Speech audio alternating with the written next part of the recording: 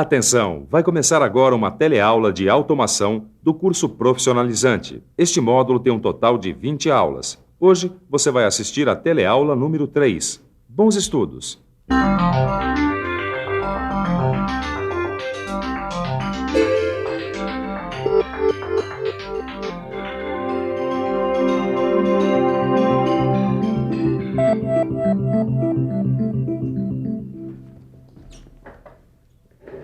Você já deve ter reparado na importância da eletricidade. Sem eletricidade, você não poderia estar assistindo a essa teleaula, porque o dia inteiro a gente usa coisas movidas à eletricidade, desde o rádio-relógio que desperta a gente de manhã até os equipamentos usados no trabalho. Inclusive, é claro, quando a gente liga o computador. Afinal, sem eletricidade, não existiriam as máquinas comandadas pelo computador e muito menos os robôs. Por isso, na teleaula de hoje, você vai ver vários conceitos da eletricidade, que, claro, vão ajudar você a entender um pouco mais de automação.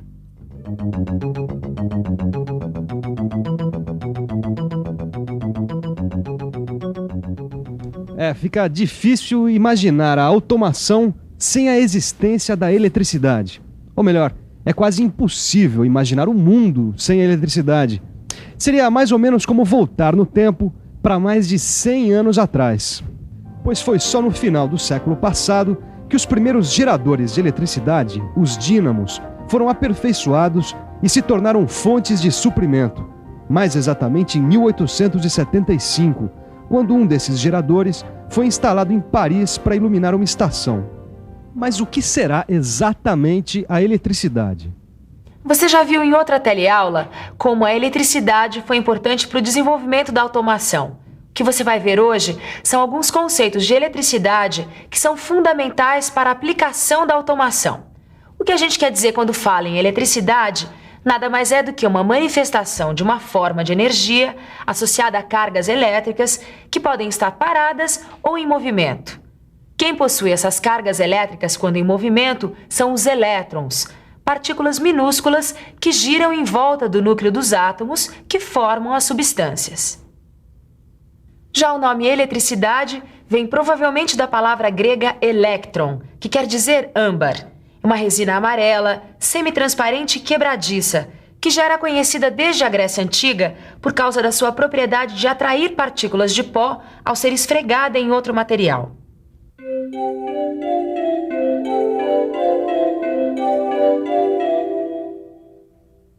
O que o âmbar faz é mais ou menos isso.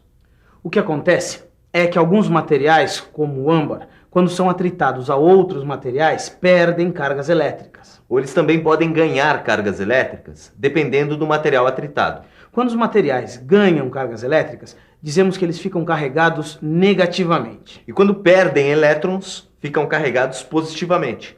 Como esse pente, que depois que eu atritei na flanela, ele atraiu esses pedacinhos de papel, que é um material eletricamente neutro. Continuando o nosso mergulho na história da eletricidade. Em 1880, o cientista Alessandro Volta inventou a pilha elétrica, dando mais um passo bastante importante para o desenvolvimento da eletricidade, como a gente conhece hoje. Observando dois metais diferentes ligados nas pernas de uma rã morta, o cientista percebeu que as pernas da rã estavam se mexendo. Continuando suas observações, Volta concluiu que os elétrons que se movimentavam de um metal para o outro através da perna da rã eram impulsionados por uma diferença de cargas elétricas entre os metais.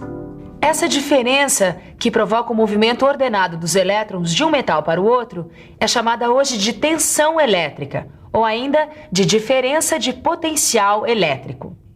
Torquato Achei, olha a definição do dicionário para tensão elétrica. Diferença de potencial elétrico entre dois pontos, capaz de gerar movimento ordenado dos elétrons entre um ponto e outro. O que o Mano quer dizer é que a pilha de volta, ou pilha voltaica, ou qualquer gerador de tensão elétrica, mantém entre os seus dois polos uma diferença de potencial.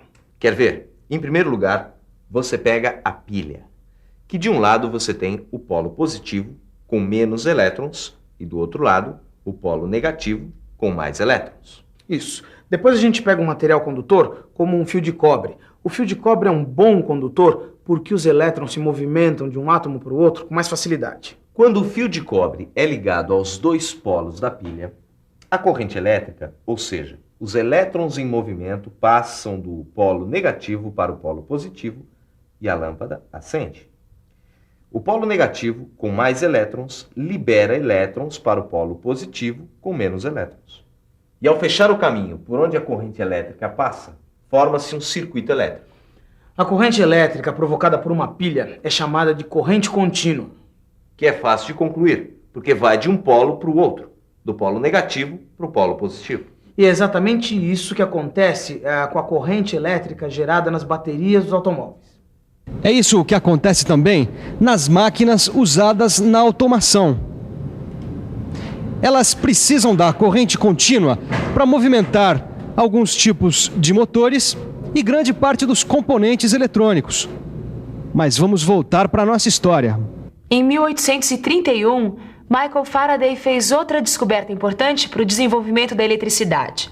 Ele percebeu que quando os ímãs em movimento estavam dentro de circuitos fechados, formados por condutores elétricos, criava-se uma corrente elétrica. Além disso, o cientista percebeu que, utilizando um instrumento sensível à movimentação dos elétrons e afastando o ímã, o sentido da corrente mudava. Resultado, afastando e aproximando o ímã, Faraday, pela primeira vez, produziu uma corrente que mudava de sentido.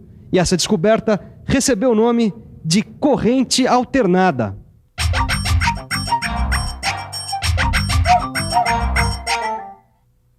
Em outras palavras, corrente alternada é um movimento ordenado de cargas elétricas, mas com um sentido que muda de um instante para o outro. Já a frequência dessa mudança varia em função do tipo de gerador usado.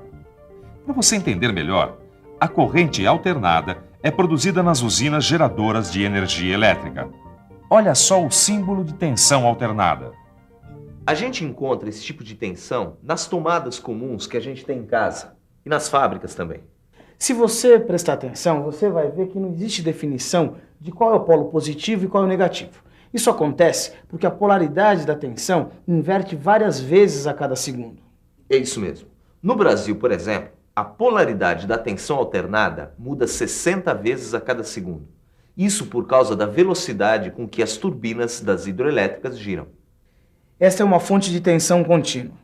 É ela que fornece energia para o computador. Isso porque equipamentos como o computador, que precisam de corrente contínua, têm que ter um dispositivo para converter a tensão alternada recebida da rede elétrica em tensão contínua. Afinal, como é que o meu computador iria funcionar com corrente alternada? Pois é. Mas antes da gente pensar em computadores e automação, a gente precisa saber mais sobre a eletricidade. Os primeiros condutores usados para distribuir eletricidade eram de ferro, mas com o passar do tempo, eles foram substituídos por cobre, que é um condutor elétrico muito mais eficiente. O que acontece é que os elétrons e os átomos do material condutor estão sempre se chocando, criando uma oposição à passagem da corrente elétrica. Uma oposição que é chamada de resistência elétrica. Resistência elétrica, corrente contínua, corrente alternada, tensão elétrica. Bom, para completar o ciclo da eletricidade, você vai ficar sabendo agora o que é potência elétrica. E para isso, vamos pensar em algumas situações onde a eletricidade é convertida em outras formas de energia. Como, por exemplo, a resistência do chuveiro elétrico. Ela aquece a água. Ou seja, a energia elétrica é transformada pelo chuveiro elétrico em energia térmica. Os motores elétricos, quando eles recebem tensão, eles giram o eixo. Enfim, existem milhares de exemplos. É só você olhar do lado que você vai ver várias situações onde a energia elétrica é convertida em outras formas de energia. Pois é.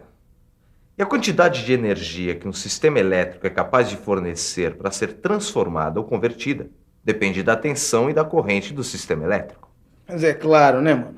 E é bom que seja assim, porque pelo menos existe um controle da quantidade de energia que o equipamento recebe. Meu querido Torquato, o que eu estava querendo dizer não é tão óbvio assim. É que essa capacidade de fornecimento de energia num certo intervalo de tempo é a potência elétrica. Sabe de uma coisa, Manuel? Depois de falar tanto em energia, acho bom você desligar o computador para ver se economiza um pouco de energia, tá?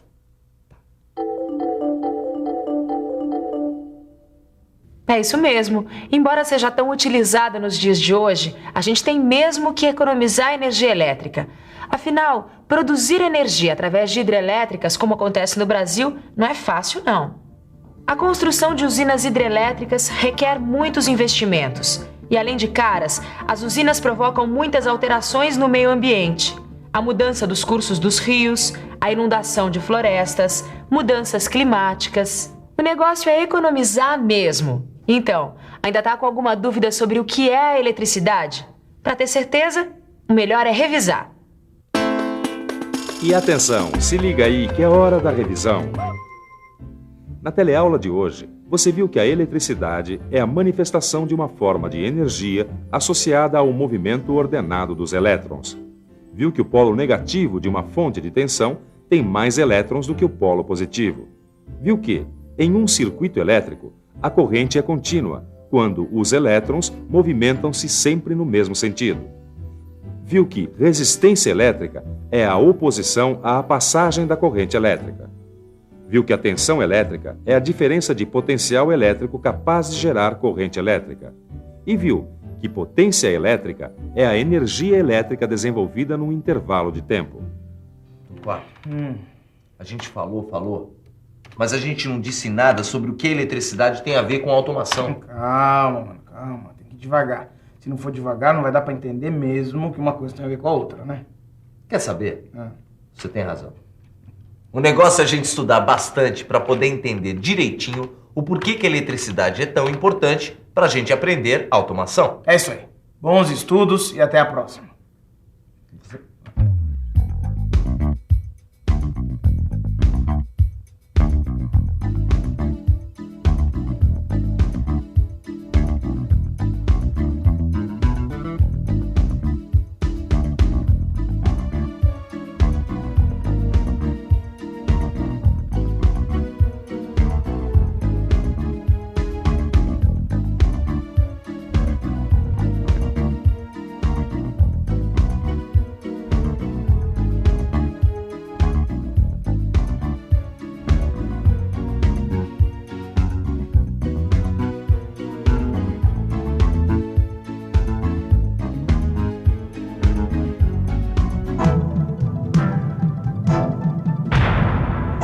Telecurso 2000, um programa de educação do Sistema Fiesp e da Fundação Roberto Marinho.